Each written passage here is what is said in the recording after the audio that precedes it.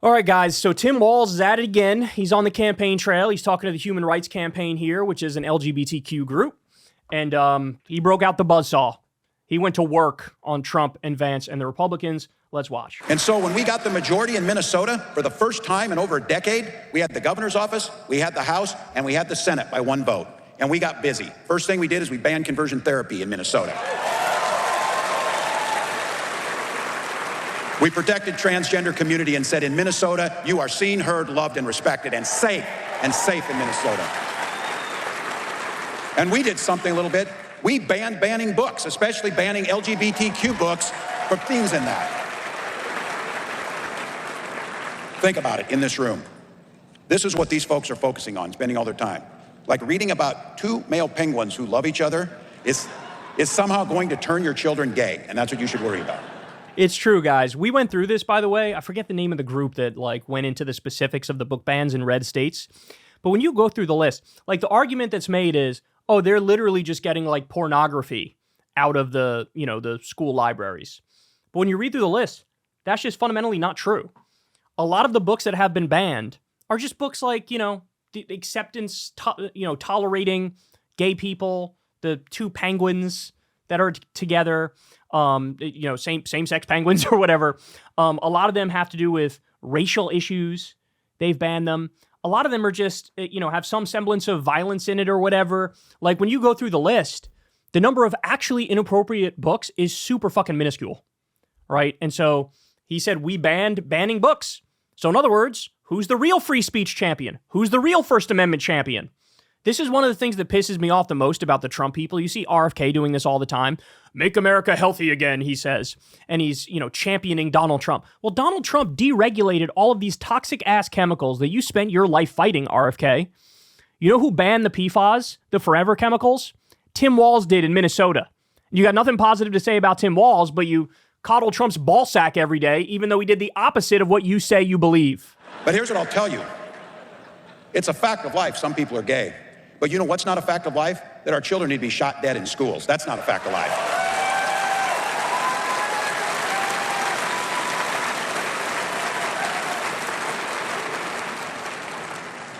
Folks are banning books, but they're okay with weapons of war being in our schools. Look, that's not this country. It doesn't have to be this way. It doesn't happen elsewhere. We're going to make sure our children are seen, they bring their authentic selves, and then we're going to make sure they're safe when they get there. So thank you all. What this election boils down to, in a lot of ways, it's fundamentally about freedom. Now, it's not just a great song that Vice President Harris walks onto, although it is a great song that Vice President Harris walks onto, but it's truly fundamentally, what does freedom mean? And some of you in here, I keep coming back to it, some of us who are a little older, because we got to go back a little ways in history here. When Republicans used to talk about freedom, many of them actually meant it. They weren't going to turn their backs on our allies. They weren't going to leave Ukraine to themselves. They weren't going to start doing the things they did. But that's not true anymore. Donald Trump and J.D. Vance, their idea of freedom, that the government should be free to invade every corner of our lives. Our bedrooms, our kids' schools, even our doctor's office. And I say this, where I come from, and I know where all of you come from, I respect my neighbor's personal choices. I wouldn't make some of the choices they make. But you know what? When it comes to personal things, bodily autonomy, your gender identity, when to start a family, marrying who you love, might sound a little bit old-fashioned on that, but I think we just need to be really good neighbors. Everyone just deserves to be treated with respect. I love how they're taking back freedom. I love it. I love how they're focusing on, hey, you really want to have a conversation about freedom? You really want to have a conversation about personal liberty? Then on social issues, you need to leave people the fuck alone. Because, of course, there was that poll that showed now a majority of Republicans want to go back to banning gay marriage. There's, of course, overturning Roe versus Wade. They want to ban, IVF. In Alabama, they did that, and it was 44 Republicans that voted for banning IVF. You can't talk about freedom, but then get directly involved in people's private lives over and over. And this is the reality. On social issues, Republicans are authoritarian. They want to micromanage everybody's life, and they want to do it with the philosophy guiding them being fundamentalist evangelical Christianity. Fuck that. Fuck that. And he's calling it out directly. Freedom to make that choice. And I keep reinforcing this because they talk about this. They say, government's too big and all this. Big enough to be in my bedroom, apparently. Big enough to be in your uterus. Big enough to be in every library. Big enough to do that. Yeah, when they say government's too big, what they mean is we don't like the regulations on big business. we don't want to prevent how much they can pollute. That's what they mean when they say government's too big. That's what they mean. Hey, let the capitalists and the oligarchs and the robber barons do whatever the fuck they want. We don't like, hey, the minimum wage law is too strict on business. We need smaller government. Get rid of that minimum wage law. Get rid of those child labor laws. That's big government. Well, no, in the economic sphere, big government can be a good thing. It depends on what the government is doing, right? But no, when they say small government, that's what they mean. Small in the economic sphere, they want it big in your private life.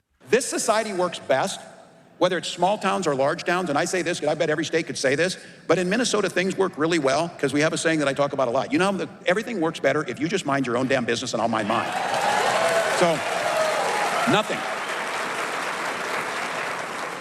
This idea and this obsession, and you've heard me say this, they're all angry that I'm being mean to them. The other night, Donald Trump did a town hall where he got to control what he said, and he reassured the audience there 11 times that he was not weird.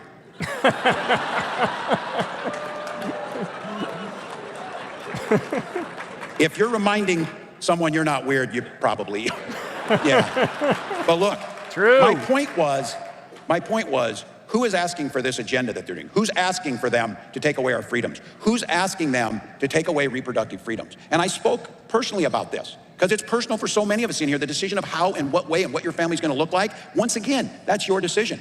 But for us, in my family, we had to go through fertility treatments. Thank God we had insurance. Thank God we had access to fertility treatments. And those of you, if you've been through this, whatever way that looks, it's agonizing, whether you're waiting for adoption or you're waiting for those phone calls. Did the treatment work? And then finding out it didn't. And then starting again. It's stressful. It's hard. I sure the hell don't need J.D. Vance giving me advice on it. It's not helpful. It's not helpful. And it's a simple fix. You worry about your family, I'll worry about mine. It's a very simple fix. So for us, I'll have to tell you, when that call finally came and our daughter was born, it wasn't by chance that we called her Hope, because that was our belief. It was the strongest and most powerful word in the universe. And so my daughter Hope is here tonight with me, by the way. So.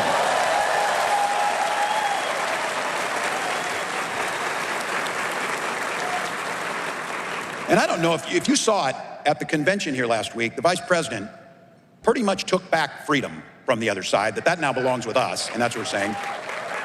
Took back the flag. They haven't cornered patriotism. And I'm not going to allow them to talk about family values while they're doing everything possible to invade our personal lives and our families.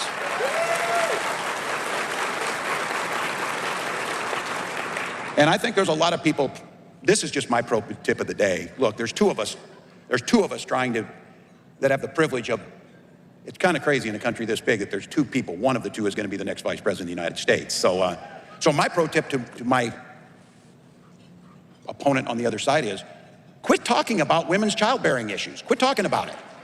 Because no one cares what your thoughts are on if my family counts or doesn't. No one cares. No one cares. And in Minnesota, and this one I'm not going to take a back seat in, while those guys were banning books in their schools, we were banning hunger in ours. Oh, I love that line. I love that line. Hit him with it, man. Bro, talk your shit. Talk your shit. You did free school breakfast and free school lunch for kids. Talk your shit, bro. Rub that in. And by the way, as I pointed out to you guys many times, on the list of the House Republican priority list, near the top was, we want to ban blue states from doing free school breakfast and free school lunch. Think about that. That's some evil shit. Evil. If you're going to talk about family values, then at least show up and vote when the child tax credit is there, which we know can reduce childhood poverty by 1/3. Yes, hit him on that. Oh, I'm in favor of a $5,000 child tax credit. That's what J.D. Vance says. Really? You weren't there when they just had the vote on extending the child tax credit. You weren't there. You dodged it. And by the way, over 40 Republicans voted against it. What are we talking about here? Oh, you're for it? Then why didn't you show up for the vote? Because you're not. They didn't do anything. When Donald Trump was in office, he made it more difficult. They didn't do anything on lowering child care costs. Did you hear? He's got a plan on child care costs that no one in the world understood a damn word about it. Not one thing. That's true. Trump was asked a question on child care, what policy specifically would he support?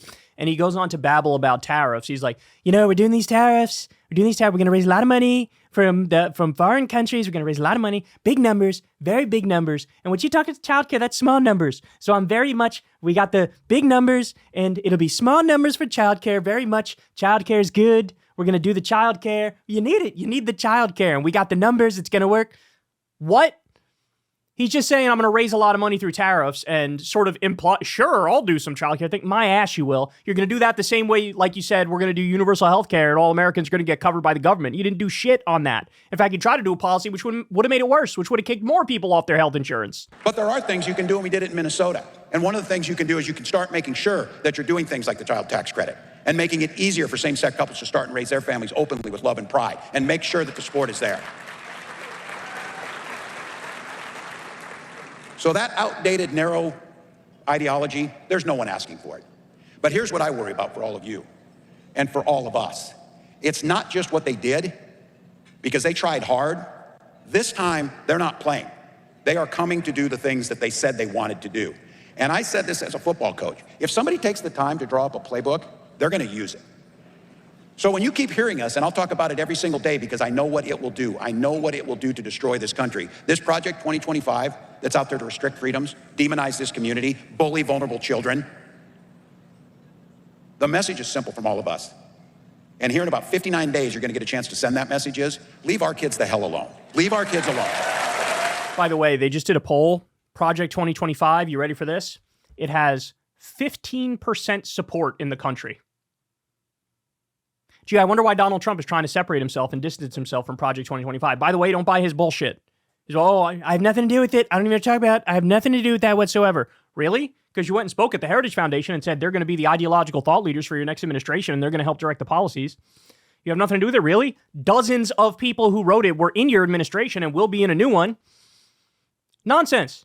Trump released Agenda 47 and said, this is my plan, not Project 2025. You go through it, most of the stuff is Project 2025 stuff. And I have to tell you this one too, and this is one that we keep remembering, and this is a thank you to all those folks. We talked about the don't ask, don't tell, but I want to make sure that we recognize this too. We've had thousands of brave transgender troops, decorated warriors who serve this country in uniform. And Trump banned them. When he was there, Trump banned him. Biden reversed it, but Trump had banned any trans person from being in the military. Anyway, we don't need to go on here. You got the gist of it. He's out there killing it, bro. He's out there killing it. And right now, the main criticisms against Kamala is that she's not doing enough interviews, right? She did that one interview with CNN, and she's been doing rallies and whatnot, and doing events on the ground, but she hasn't done interviews. That's what she's getting hit over repeatedly. And the other thing was, policy. Policy's not as big of a thing for you. They did release that list of, what was it, like 5 or 6 policies that they're going to prioritize and they're going to plan on doing, like the ban on price gouging and eliminating medical debt. They had a list of like 5 or 6 of them, but people were like, not enough. So she just the other day actually released, or it might have been today even, I think it was yesterday, a list of some of the policies she's going to do. They put it on her website. But my guess is they're still going to say, hey, you got to come do interviews, which I get it, man. I get it. From the campaign perspective, I understand why they don't want her to do it. I think they fear the more exposure she gets, the more her numbers might go down. This was the sort of problem Hillary Clinton faced. The more people saw her, the less they liked her. The more she was away, the more her numbers went up. So there's a logic to what they're doing. But I think the counter argument people make is, look, as a matter of principle, if you're running for president, people have a right to see and hear you and have you do a lot of interviews and get your ideas out that way. So I kind of agree with that criticism. I think that she should be out there as a matter of principle. But the fact of the matter is, and people are ignoring this completely, and it drives me crazy, you do have Tim Walz going out there all the fucking time, giving speeches every other day. And he's bringing up policy nonstop. He's bringing it up nonstop. He doesn't stop talking about it. And he's also doing a number on J.D. Vance and Trump. So we'll see. She probably will start doing more interviews soon. But the debate's coming up, bro. The debate's coming up. And that should be fun. All right, guys. That's the show. Love y'all very much. You know all the shameless plugs. Everybody do me a big favor. Please click like and click subscribe. You can support the show on Patreon. That's below. Remember, we're not like Tim Pool and Dave Rubin and Benny Johnson and the rest of them. We're not getting money from shady billionaires or the Russian government. We get money $2 at a time, $5 at a time from you. So please consider supporting if you can. And that's all I got, man. I'll see you guys tomorrow. Have a good one. Hey, y'all, do me a favor and like and subscribe. It helps out big time in the algorithm. Click the bell as well for notifications when videos drop. And watch that video on screen right now. You know you want to.